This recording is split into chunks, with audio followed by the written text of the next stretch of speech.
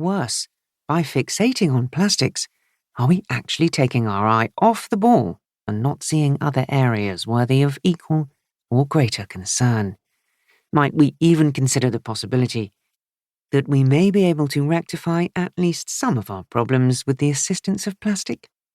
The COVID-19 pandemic is a good example. With vast quantities of equipment used against this virus, from PPE to test kit components, from breathing tubes to ventilator parts, all being made from plastic. Moreover, that bane of society, single-use plastic. Many column inches have gone to declaim the depletion of non-renewable fossil fuels, especially oil, in the manufacture of plastics. Hang on a minute, though. Just how much oil is actually being depleted in the name of plastics? The answer may surprise. Globally, just 4% to 6% of oil produced goes into the manufacture of plastics. So what happens to the rest? Largely, it's incinerated. The vast majority of extracted oil is burnt for fuel. There is no going back on this finite resource. By converting it into plastic, it becomes something tangible, useful, and recyclable. It is interesting to note that concerns over plastics are not by any means new or unique to the current age. Previous generations saw that limits were needed on environmental grounds. A textbook written by the highly respected academic and plastics expert Dr. John Bryson throws an interesting light on early concerns. The following excerpt, taken from a passage in its introduction, comes from a revised 1977 edition. Another problem confronting the plastics industry, and in fact civilization as a whole, which came to the foreground in the 1970s, was the concern for the environment.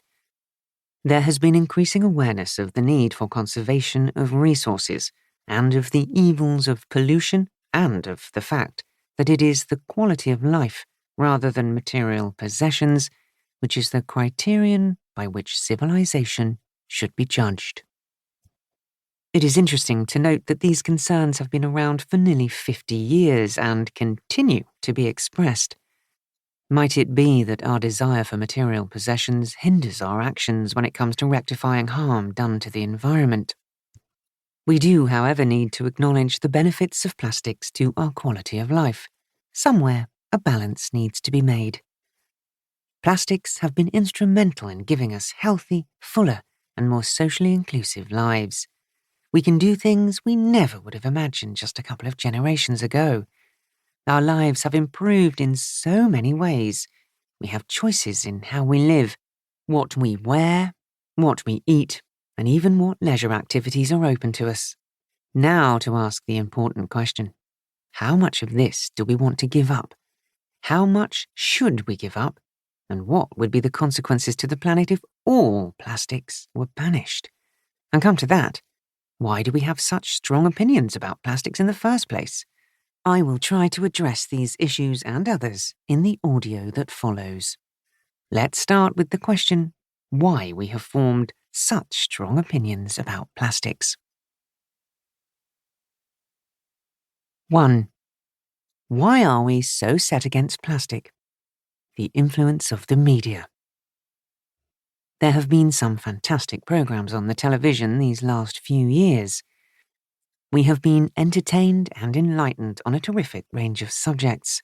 Some of them have become seminal and have impacted society in ways not imagined. One such was the excellent BBC offering, The Blue Planet.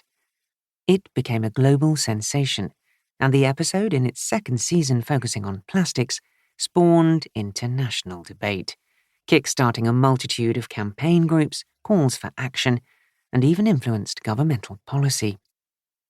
It has helped shape the thinking of a whole generation.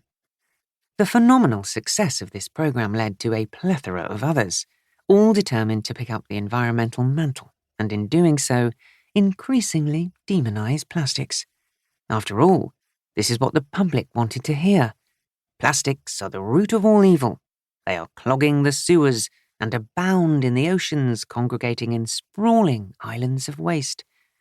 The media, in its bid for ever more sensationalist headlines, ramp up their efforts to further.